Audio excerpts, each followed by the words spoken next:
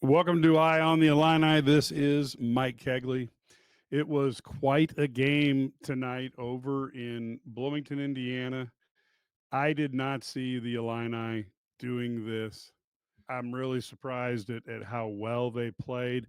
At the same time, I look at the construction of the Indiana team.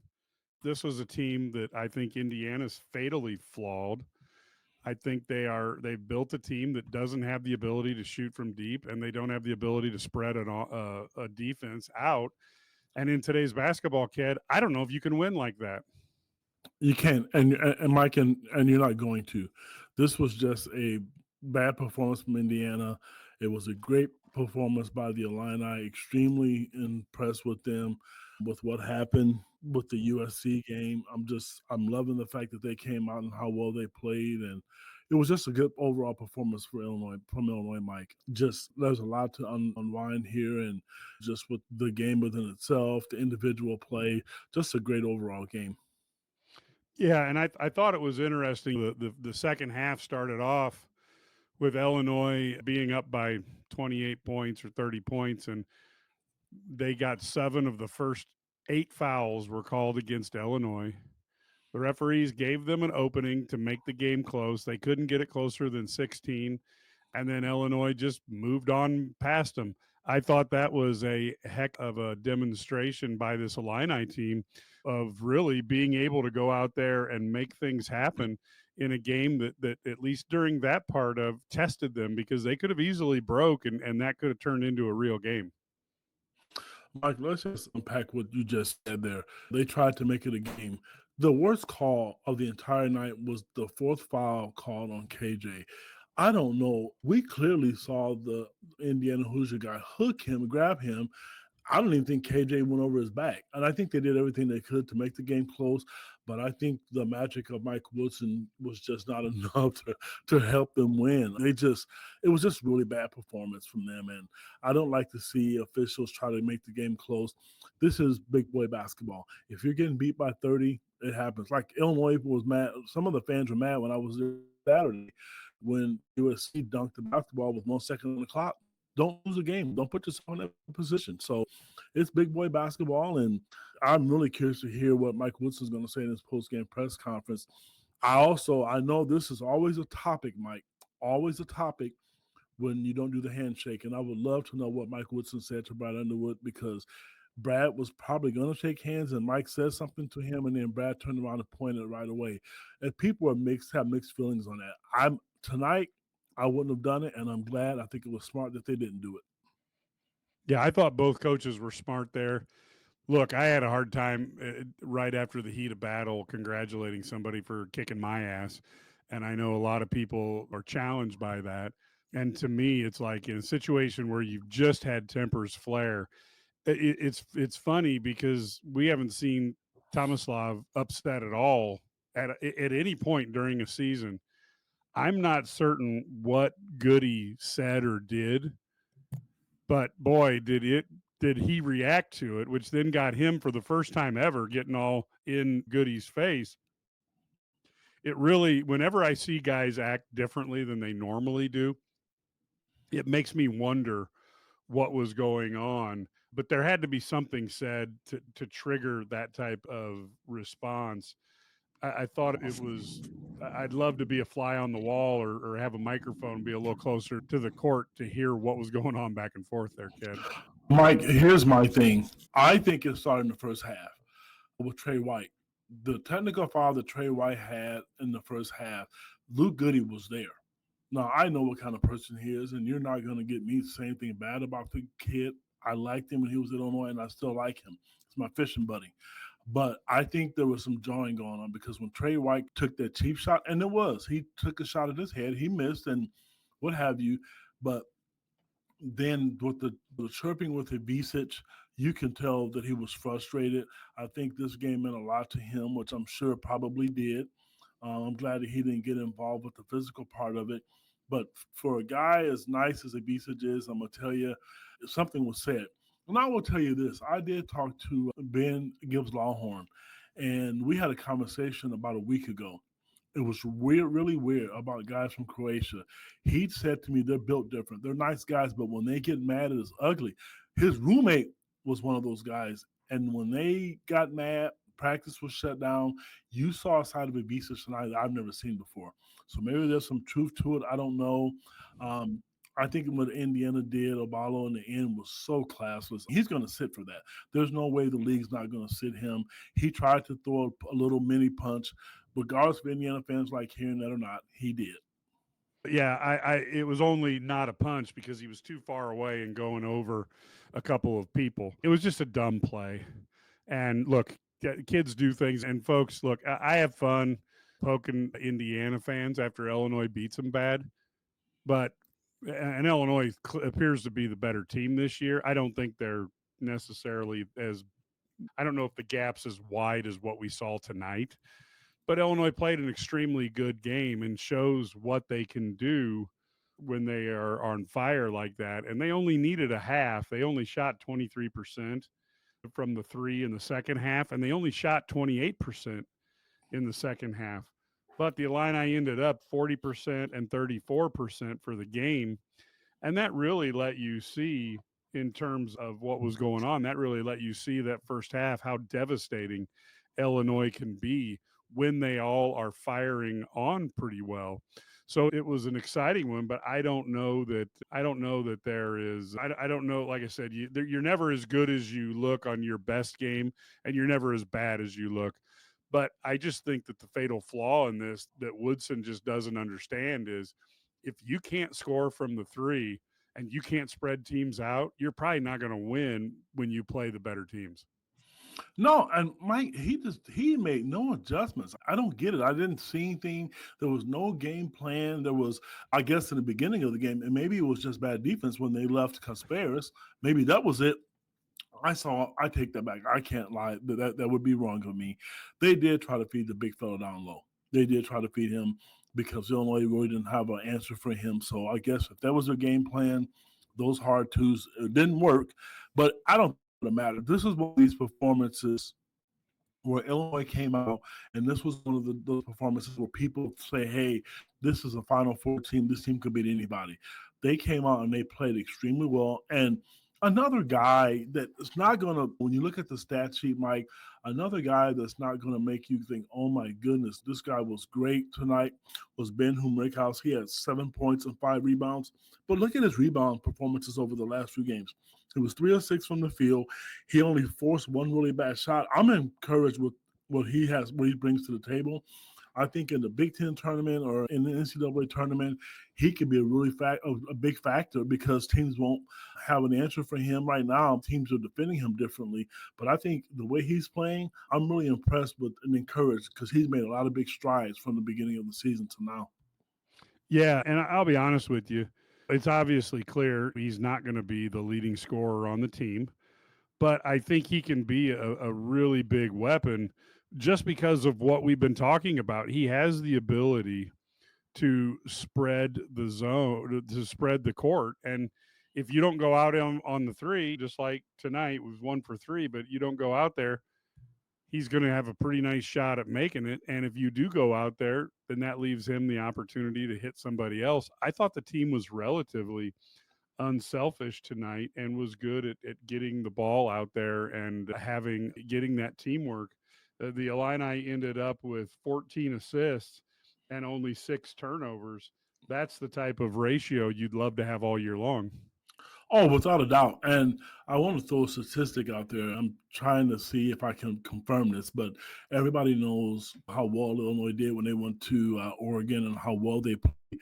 Another record for the Illini, if this is correct, the 94 points that Illinois scored tonight is the most of any team against Indiana at Assembly Hall that wasn't in overtime.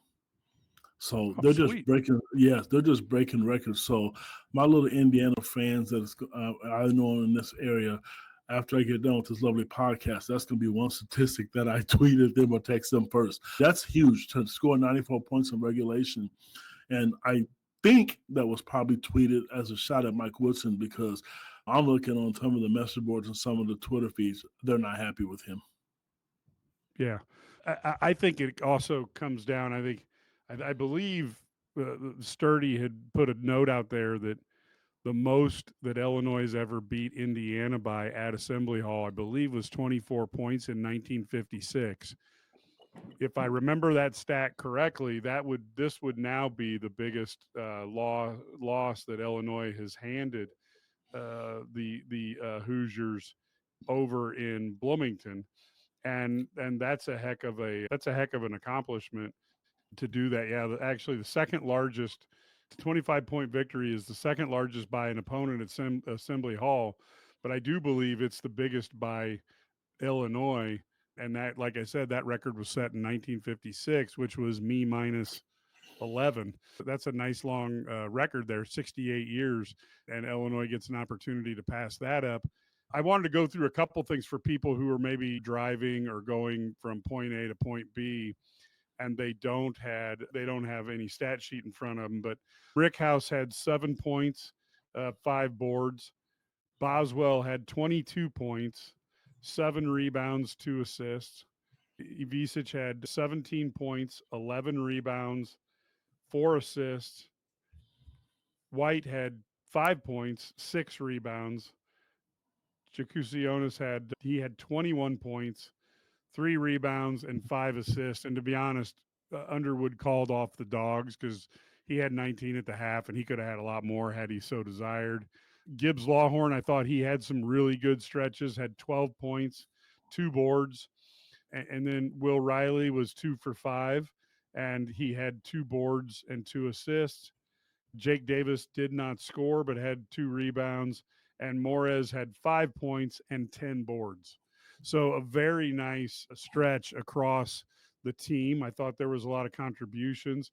And I'm going to say something, Ked, and I want you to give me your response. But I thought in the second half, when Ivisic and Jakukasionis were out, I thought Boswell actually carried the team there for a while. He scored, he moved the ball and got guys open. I thought overall he literally took the team on his back for a few minutes and said, "You guys, you're in some foul trouble. Let me help." And I thought he did a great job. This is not a knock on Kylan Boswell, but I thought last Saturday against USC, Coach Underwood was talking about pounding all the nails in the on the hardwood. I think some of that was directed to him. I thought he did a lot of one-on-one action last week. Today, I didn't see that. I saw him move the basketball a little bit more. I saw him try to get his teammates involved. I thought he took better shots today. So you're right. I thought he did a really good job, and I have to give Drayvon Gibbs Lawhorn credit too, Mike. I think he scored the biggest the last 4 games, and he was huge because he's the backcourt guy when KJ went on foul trouble. And so tonight was a lot better because USC was a little bit bigger. And I thought they took advantage of Drayvon and Kylan together in the backcourt. I didn't see that today. I thought Kylan walled up. I thought he was better even defensively during that run that you just mentioned. And he had a quiet 22 points, in my personal opinion. He really did. And the thing with him was frustrating is that he left about 6 points on the board because he missed his easy bunnies, and he had 7 rebounds. That's the third most on the team next to Ivisic and Morez Johnson. Yeah, and his rebounding is shocking to me because he's not a particularly long athlete, and he's not particularly a great leaper. He can get up there, but he needs to gather himself. But I thought that it was really good, and I like I said, I think he's done much better than my expectations for him, which basically shows that I didn't know what the heck I was talking about when it came to him. But he has been a great asset to the Illini team this year. And I will tell you, Brad Underwood is putting a nail in a lot of coaches' coffins because coaches who want more time to get a better team, if I'm an athletic director, I say, look, man, Brad Underwood went to the Elite Eight, kept one player off of that roster, and now he's got a great team. What the heck are you doing? Seriously. Yeah, you're right. You're right. I agree with you. And think about this. I don't remember what they did last week, Mike, but if there was one statistic of the whole night that just glaring to me, 6 turnovers on the road. 6. And they sent the Indiana fans with 10 minutes to go in the game. You saw the stadium start. You saw a lot of brown seats in the stadium. You're right. He's just knocking down doors and He's the blueprint of Big Ten basketball. We have to finish this podcast, but I can't wait for Sunday. I'm really excited to see how that's going to go Sunday. I'll tell you what won't happen. They won't lay an egg like they did last Saturday. Don't know the outcome, but they're not going to lay an egg Saturday. I can assure you, because I put on our message board what the practice was like Sunday and how long it was after they got beat. And bottom line is, if you're traveling like that, you get to do bed check and all that, and make sure everybody's all bright-eyed and bushy-tailed in the morning, because you get them in bed by 8 o'clock at night. So at least you could do that a little bit too. People are asking, does Woodson survive the year?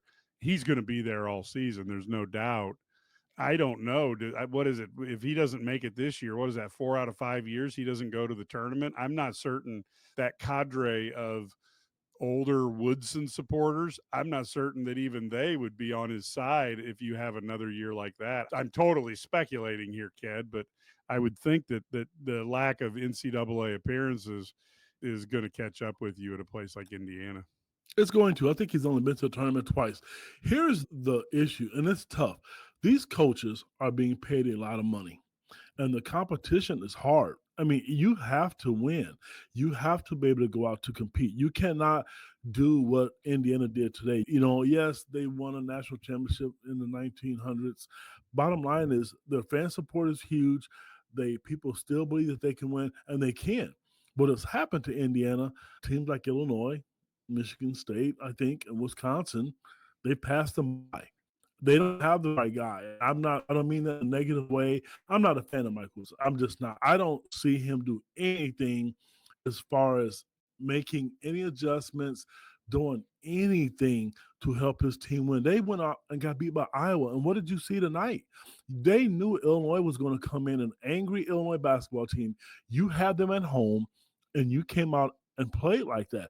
The fans aren't going to be happy. And Mike, let's be honest, the administration, they don't like that. You were 10 minutes ago in the game at Assembly Hall in Bloomington, Indiana. The fans left at the 10-minute mark. That's not going to bode well for him. There'll be conversations. We won't know about it. But this team has talent, but I think they've underachieved. They have really and truly underachieved. And I want to make one more comment about Boswell. I forgot. I don't want to backtrack. If you look at Brad Underwood, Mike, every year he's coached, his guards always have to rebound. And whether it be Io, Terrence Shannon, he forces his guards to rebound. And one of the things I remember him saying to me personally, I was talking to him one time during a workout once, and he said to me, there's a recipe for winning on the road. He gave me 4 of them. One of them was to have his guards rebound. Most teams don't focus on that.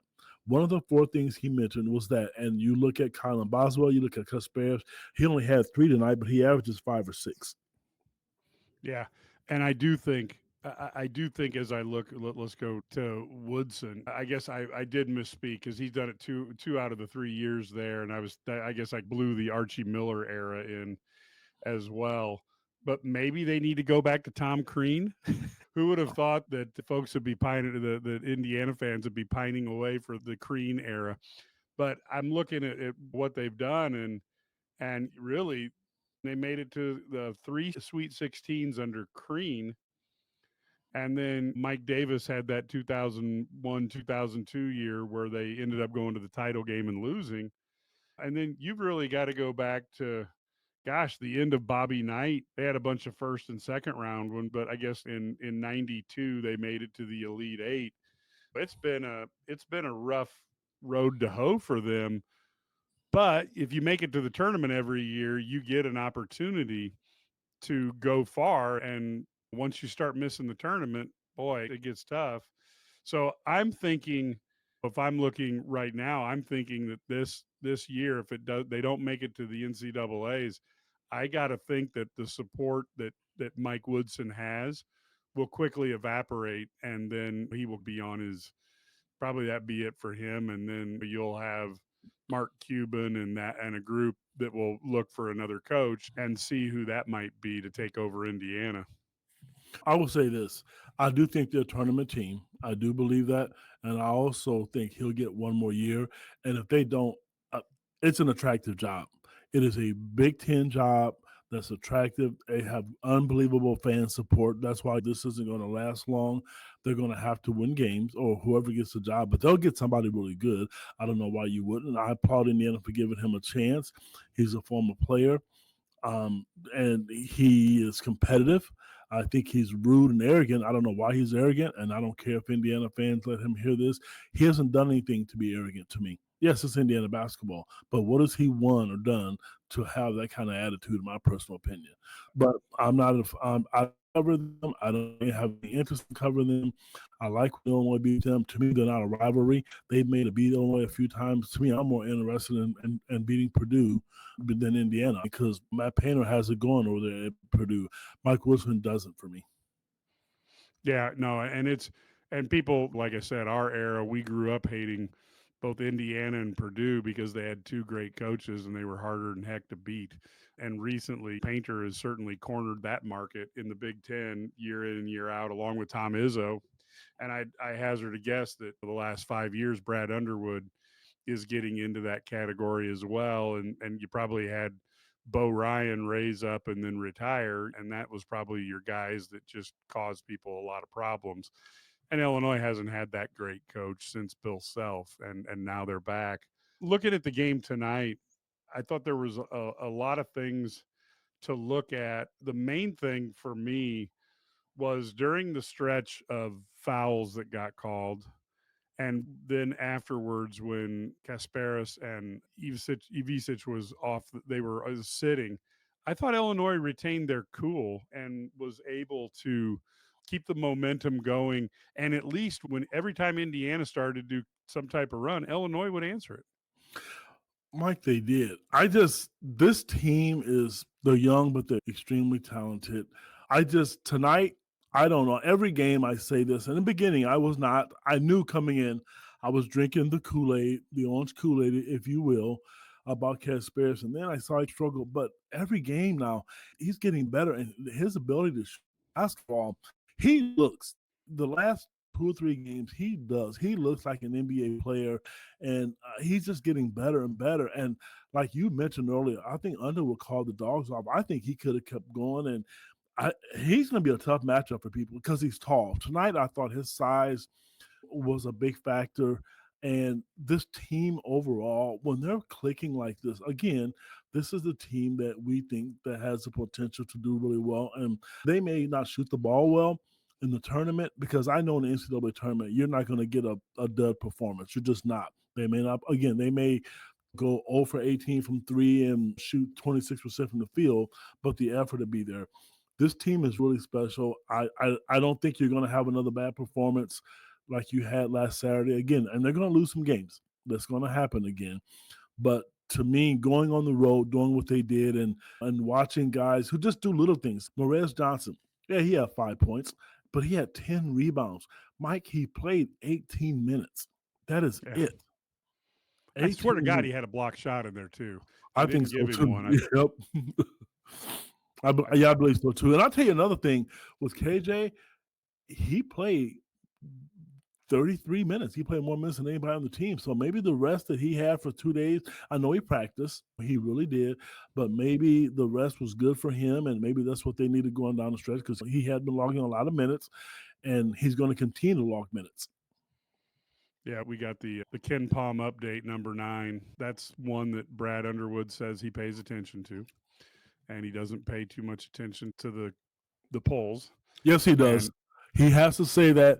He does. Because why? They may make him mad, but I think he's worried about this one because this one's used by the NCAA. Of course. Now, from a pride standpoint, you just want to make sure you do get into the right things. Yeah, I look at this overall. As I look at this team, like you said, Rickhouse had a nice game. Boswell played very good. Trey White was quiet tonight. I thought he struggled, Mike. Do you think he got off track on some of the physicality and maybe got distracted by because let's face it, Luke Goody can talk up a storm. Maybe he got distracted by some of the verbiage and maybe the back and forth, and maybe that threw him off a bit. If I had to say one player last Saturday, if I was a coach that I was somewhat disappointed in last Saturday, it would have been Trey White. There was one time sitting there press row, I watched him stand and he didn't go after a rebound. He always does that. Tonight, I thought his energy was there, but I thought he struggled offensively, Mike. He still missed a couple bunnies, and he looked like he did earlier in the season. But you know what? It could just be a bad game or two, and hopefully when they play Michigan State, because they're going to need his athleticism, when they play the Spartans up in East Lansing on Sunday at 11 o'clock in the morning Central Standard Time. I just hope right now that he figures it out, and some of those little 4 or 5 foot shots, when he was on the West Coast, that was money. He was averaging like 15 or 16 a game. And players go through that. It's not the end of the world. And from a coaching standpoint, I have to give Coach Underwood credit too, and this may upset a lot of Will Riley fans. He came in the game, the substitution pattern changed a little bit tonight. He didn't get into the game, and he didn't get as many minutes as he typically has. Will Riley only played 10 minutes tonight.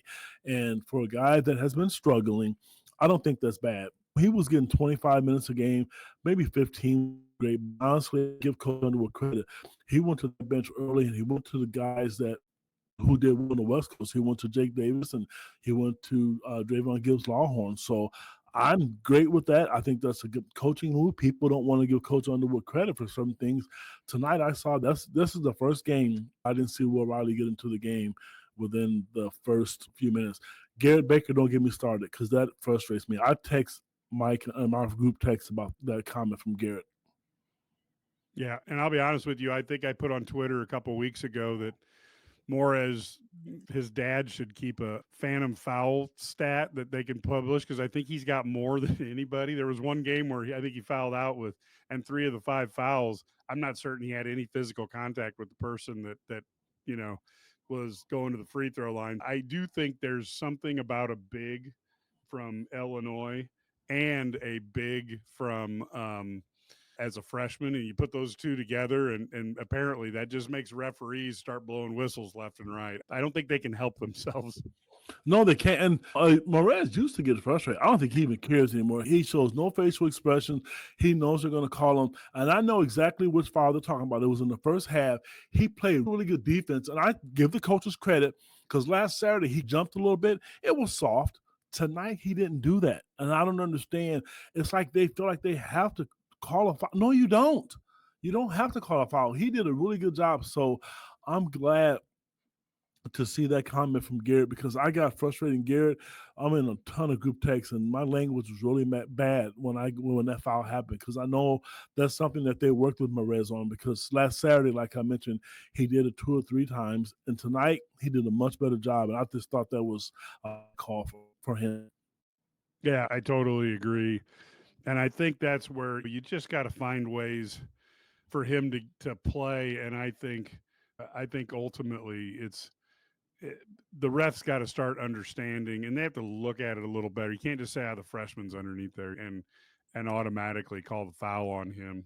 One other thing that popped up on the CBS stat sheet, Riley played 16 minutes tonight, and Ked and I use the media stat sheet that comes out from the Big Ten. I guess it's either school, whoever plays. And on that, now there's just, I'm not certain which will be proven correct, but Ked is quoting right off there with the 10 minutes. So, well, I know which one's going to be correct, Mike. I'm sorry to cut you off. The one that's going to be correct is this one that we look at, the one that the media, this is the official. This is what they have to go by. And no disrespect to the CBS, because I follow Yahoo and some of those sports sites and ESPN.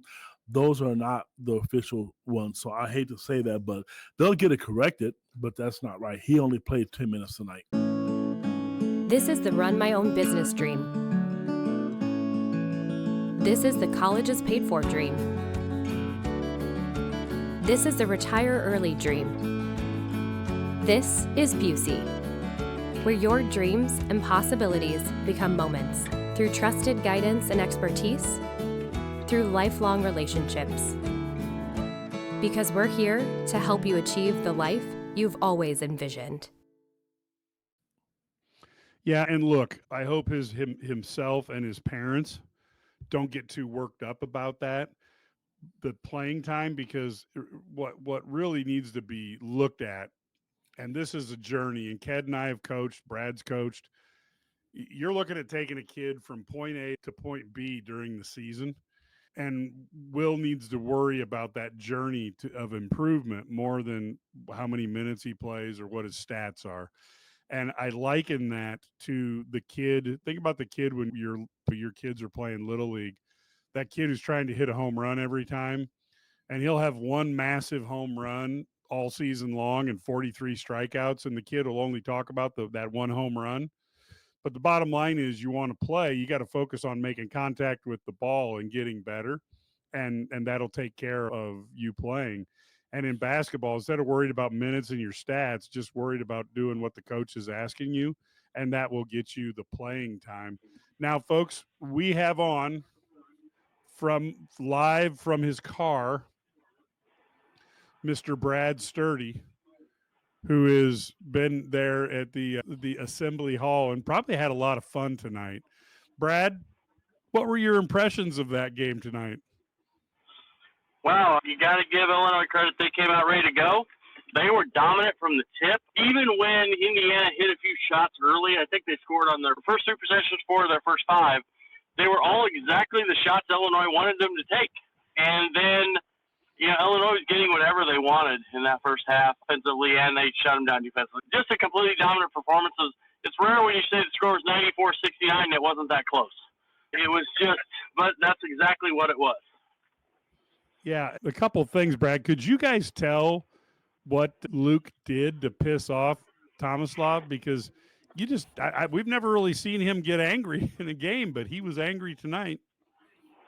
It was just that check. He checked him there as he was blocking out, and he hit him in the abdomen there. And I think it kind of got Tommy kind of good, and he kind of, and he didn't go back like physically, but he definitely let him know. And then it just, at that time, Indiana's frustrated, and so people are going to act out a little bit. Right. Let me ask you, did Coach Underwood mention the no handshake at the end of the game? Did that come up at all? Yeah, he and Mike shook hands, and they just decided it was best tonight not to shake hands with just the way the game was flowing, and so many people were fired up. They just thought it was better. And I agree with them, because you don't want anybody getting suspended for a long time or 1 game, 2 games, whatever. But you got to have all your guys around. Illinois needs those, especially getting into arguably the most difficult game they have on the schedule. Yeah.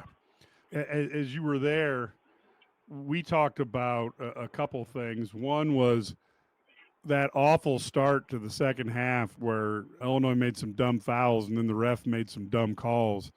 7-1 advantage for Indiana, but Illinois didn't let them get any closer than 16. Did that seem like a big moment to you, how they didn't collapse under that pressure? Yeah, I agree. And especially you had Yakuchonis having 4 fouls. And they come back, Indiana sliced a little bit into the lead. He has 4 fouls, and then now you're looking at it and saying, okay, we've got to step up, and they did. Boswell hit a 3, I think, and they got out in transition. Dre Gibbs Lawhorn hit a bucket. Every time Indiana made a little run, Illinois had an answer for it, and that's what good teams do. And you're never going to beat a Power 5 team by 100, so you're not going to consistently just keep scoring 40 points against them. It just doesn't work that way. So they're going to keep battling, and Indiana, they've got guys. Apollo was Arizona, right? Luke Goody was Illinois. They were on winning teams, so their guys are going to compete. They're going to fight, and at the end of the game, it probably got a little out of hand, and that's why you have the ejections and the technicals and things like that. But at the same time, it's frustrating, and I know there's some talk about not having your starters in at that point. I get it, but it's a different world than it used to be because analytics matter. How many you win by does matter. That's how you move up in the net rankings. And that's how you move up on KenPom. That's how you make that and make statements. And the other side is Indiana never took they had 2 starters, 1 foul out and 1 get ejected. But the other 3 guys played till the last buzzer. I don't know. It's hard to say, we should take them out because for this reason. But at the same time, do you want to let them cut it down to 15 and make it a 15, 18-point win? That's not something you want either. Right. You know what? I'm glad you mentioned that because I was had a couple of friends mention to me to get some of the star players out, but I understand it. I actually didn't know that until last year because Illinois was beating a team of 20, and I think Coach Underwood put up he put up another 15 or 10 or 15 points. But it does matter now, and I hate to say that because a lot of people want to see Kerry Booth play, and I understand that. And I'm not saying by playing him you're going to lose the lead, but right now, at the end of the day, it is. It's not like it was in 2005 or 2015. It matters now how many points you win by and the fact that it was on the road. Yeah. Oh, yeah. It's a huge win. They're going to move up in the net. They went up 3 spots in KenPom. They're now back in the top 10 just because you win by a lot. But it's not just winning. It's win margin as well. Yeah, and I thought that Boswell really stepped up when both Tomislav and Kasparis were off the court with 4 and 3 fouls. I thought he really was a great focal point, like you mentioned, but he scored. He got the ball to other guys.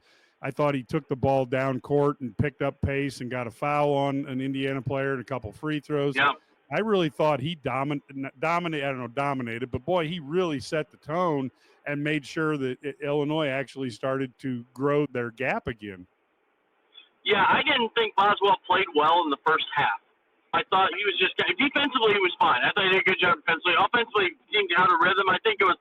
Remember, he had the ball in his hands for 40 minutes for 2 straight games, basically, except when he had to go out of the game. Now you go back and now you're off, and I think he had to adjust to it. But man, the minute they needed it, he stepped up. He made a big three. He got to the rim. He got out of transition. He got fouled. He goes to the line, knocks down free throws. I thought he was really good in the second half, and his defense continued to be fantastic. Yeah, I totally agree with that. One thing, I'm not certain that this was anything you'd be aware of, but I guess Woodson skipped the post-game radio appearance tonight. So could you tell a frustration from him? Because he didn't even look like he cared during the game. It was remarkably, as somebody said on our messages here, Lovey-esque.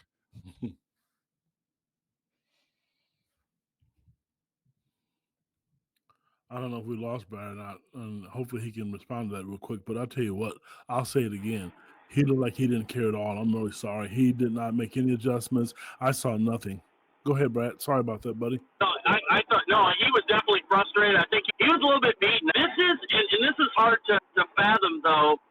They were in the first half. They were chanting "Fire Woodson." So this is the guy who's basically an Indiana legend. This would be like bringing back Darren Williams and having him chant "Fire Williams." You know what I mean? Like or D Brown. You know what I mean? So I think it's hard to take a little bit, and there's a lot of pressure on him right now. And I think he was very frustrated with the performance, and that's 2 games in a row where they've just been bludgeoned. One was on the road, but at least this one's at home, and this is the second worst loss they've ever had in the Assembly Hall. They lost to Wisconsin back in 2010, but that was when they were trying to rebuild after post Kelvin Sampson scorched earth. And then tonight, and this is the biggest win by Illinois. The last time Illinois beat Indiana by this much in Bloomington was 1956. Yeah, was that by 24 points, Brad? 24, correct. 1956, 24 points. They won by 25 tonight. So it's the biggest win in Bloomington ever for Illinois. Brad, just for those people who want to know, Brad was born in 1956, so that was the year of his birth. I'm not quite that old. I felt like it tonight upstairs. I tell you what, they put the media up, and you got to take the stairs and then all the way down the floor at the end to go interview the players and coaches. And I'm telling you what, whoop, it was good. There was nobody there. There was no crowd there by that time, though. Yeah, because they all left. Anybody. I tell you what, that was the most. So at game time, now there were 12 rows empty of student section, and there's about 40 in each row in that section. Like 400, 500 people. Now they start filling in as the game went on. By halftime, that had spread out, and they were less than they were when the game started. And they didn't even. It was very sparse crowd for Indiana. Back in the days when Tom Crean was there and they were terrible, they had more fans than that. The fan base that definitely is frustrated with the way things are going. And you mentioned they were talking about fire Mike Woodson. A lot of the students, they don't remember him. They don't remember his history and what he Yep. did for Indiana back in the day. But it still doesn't matter. You got to win games. You still, whether it was Kareem Abdul-Jabbar or Shaq, you have to win games. And they're not. They just, when they played against Iowa, they didn't look competitive. And tonight, they got beat by a team that was hungry. And Brad, I said this before you came on the air. You would think by being at home after being embarrassed, you're playing a ranked team, what it matters. What I think with Illinois, because this is a part of them being young, Illinois sometimes I don't think understand. They are the team that people need to beat. They are the team that's attractive. When these coaches talk about Illinois, when they're on their schedule, we beat Illinois. This is our marquee win. This is our game that we need. And you would think Indiana would have that kind of same feeling, but they didn't. They looked like they didn't care, and they looked like Mike Woodson to me. I know he was sitting at press row, but his mannerisms tonight, I think he's defeated. But at some point in time, the players have to play as well. They just looked like they were flat, and they didn't make shots either. And they had open looks. Illinois played great defense, but Indiana didn't make a lot of shots. They were 4 for 18 from three. I don't think they made the first three until it was 6, 7, 8 minutes to go in the game.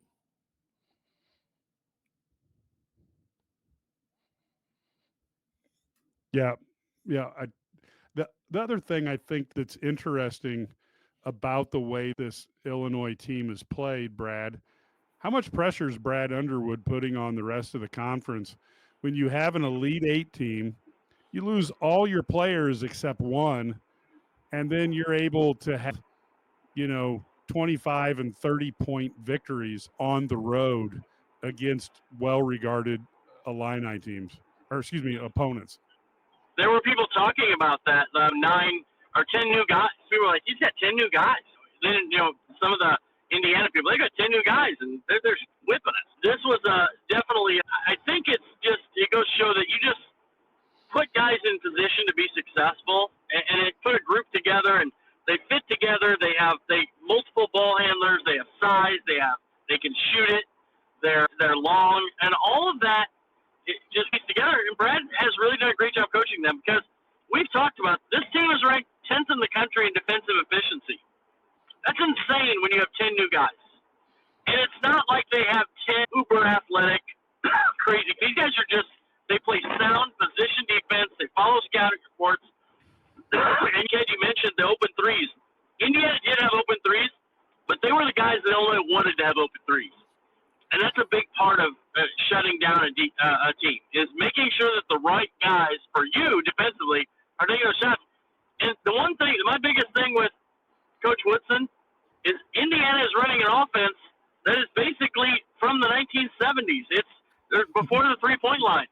It's curls off of pin downs and shooting 15-foot jump shots contested. It's like watching the 76 Indiana Hoosiers, but not as good. And so but I just don't, with the three-point line and the spacing, there's no spacing. And it's very hard for them because there is no spacing. They trick up jumpers, Illinois. And if you're going to shoot twos, the other team's going to shoot threes, and they're going to get offensive rebounds, and you're not, then you're going to lose every time. Yeah, I think that inability to adapt to this new world is killing him. And I look at, for example, you go over to the football side of things. When Nick Saban decided he was going to start using running mobile quarterbacks and he was going to get the ball out all over the field, that let me know that was how you win in college football, when the biggest winner was adapting how he did things. And you're seeing guys like Dan Hurley and the offense and what he's putting out on the court compared to what Woodson's trying to throw out there. Woodson's got a great team if it was 1985. You're right, because Brad's right. They don't look well. You know what? They did a lot of that. Maybe they were doing that, the curl action and getting to the basket because their three ball wasn't falling. I don't know. I don't watch them enough. I'll watch them occasionally if there's no other game on, just to be watching it. But you're right. In a game like this, it didn't matter. And Brad, you're right, because Coach Underwood did talk about the fact that they let guys shoot the ball who traditionally don't make threes. I know last Saturday against USC that didn't work very well for them, but tonight they really did, and the numbers, they played in Illinois' favor. Yeah, no question. I thought they follow the scout, follow the game plan, and that's what you have to do. And this was a game I thought Illinois, I predict them, they would win. I thought it would be a lot closer. But at the same time, I never expected to completely blush Indiana.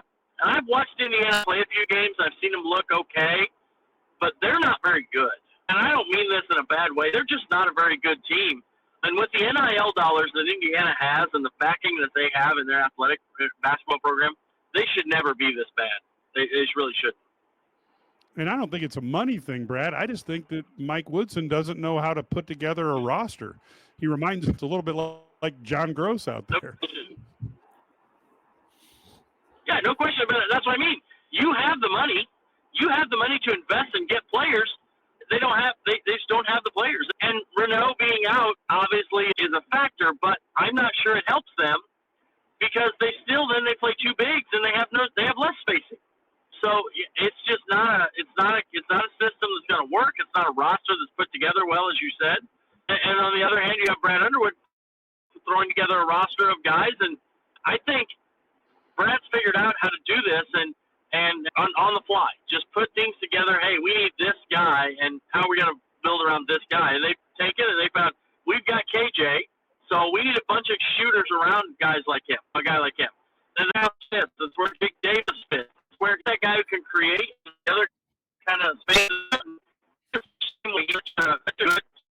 Passing 30 feet there tonight. So this is just it's an impressive roster that Underwood's put together, but it's an impressive roster. But you look out there and you don't say, this guy's so athletic and just dominant that he can just go dunk on somebody. They don't have that guy. But they fit together really well, and they play together really well. Yeah, no, I agree with that. Hey, one thing I wanted to say, folks, is Brad, Ked, and I, thanks to everybody who's watching or listening now as we do this live show. We are over 3,000 people right now when you add up the Twitter feeds with the YouTube. So we really appreciate it. If you could like this, we would really appreciate it. If you could go to YouTube, get us and subscribe to the IlliniGuys.com channel. And also, if you could follow us on Twitter, that would be great. But most importantly, if you enjoy the conversation that you're hearing here, the best place to be is IlliniGuys.com, where we have conversations behind the paywall in our message boards, where Brad and Ked can talk about the rumblings, the rumors, things that we couldn't publish as a story, that we wouldn't talk about on a podcast, because there's not somebody who will back it up. Nobody's going to come forward and say, yeah, I'll be the source for this. So we might have to tell you, this is what the tea leaves are saying, or this is what we see directionally. You hear about everything first, but sometimes we got to keep it back there behind everything, because you're not going to publish something that there's nobody with that is willing to say they're the source. IlliniGuys.com. It's only 27 cents a day, $99 a year. We have not raised our price since we started 4 years ago. We started actually 4 years ago Sunday. So we're 4 years and 2 days old. Of course, Brad and Ked have been covering Illini sports for over 20 years each. So there's a lot of experience there. Plus, Larry's been covering big time sports for 30 years. And we would love to have you become a member. And one thing you guys can do, we really appreciate all the messages and everything. The one thing we also appreciate is if you can share us on your social media to your friends. If you have friends that are Illini fans, give them a link and text it to them. And we would love to be a part of that as well. And of course, the next game coming up is Michigan State on Sunday morning, 11 a.m. It is going to be early, and it's on CBS, and it's going to be brutal, because Tom Izzo he's not going to go quietly in the night. And he's got a team that most people thought was middle of the pack Big Ten, and he's got them up on top. Ked has a lot of insight in that team because he obviously has contacts with the parents on that team. And Ked, this game should be a classic up there in Michigan at Michigan State. I want to say a couple of things here real quick. One of the things about our message boards, you're going to get to see my 99.999% prediction that I had last Saturday that the fans won't let me live down. That's number one. And Sunday is for me, for Ked, personally, this is a personal game. So I'm just going to call it spade. To Mr. Fears, who's listening to this podcast, it's on Sunday, my friend. It's on Sunday. Sunday is a big game, and I can tell you this: it's 11 o'clock game. Last Saturday, the Illini played 11 o'clock. They were sleeping. They won't be sleeping Sunday. I wish this game was at 2 o'clock, but it's not. For the people who go to church, record it. This is going to be a war, and I think this game potentially both teams could probably score 100 points. Now, from a defensive standpoint, the coaches won't like it. But I can assure you right now, if Illinois shoots the basketball, if they shoot the ball, they will beat Michigan State. But if they go up there, they get in foul trouble. If KJ gets in foul trouble or Ibiza gets in foul trouble, I think it's going to be a long day for them. You can tell that the coaches had conversations with certain people because Ibiza had been sleepwalking the last few games. Today he did. He hit a double. He went back to his same self. 6 of 12 from the field, 17 points and 11 rebounds. And get this, he had 4 assists tonight. He only played 25 minutes. So he is a big part of this team. I don't think people realize we know KJ is going to be the money man and he's going to be the lottery pick. I get all that stuff. But when the Beasts plays well and they get that two-man game going with him and KJ, look out. Because if he's making shots, and the key Sunday, put Michigan State, make the fans be quiet early. Come in and do exactly what you did at Indiana night. Take the crowd out of the game. Put your foot on their throats and don't let them get back in the game, because this is one of the most athletic teams in the Big Ten. I'm going to tell you, I've said it before, the 3 best teams in the Big Ten, Illinois, Michigan, and Michigan State. This is a statement game where you can go up there and steal another one on the road because you lost to a team last Saturday that you shouldn't have lost to. Go get that win back. Yeah, and if you can get the win back on the road, that's huge. And that's why it was so disappointing to see Illinois lose one at home, particularly to a team that wasn't really considered a threat. So, folks, we are going to step away now. Again, thank you so much for tuning in. It was awesome to have this many people here. We will do on Sunday, we will do a halftime live.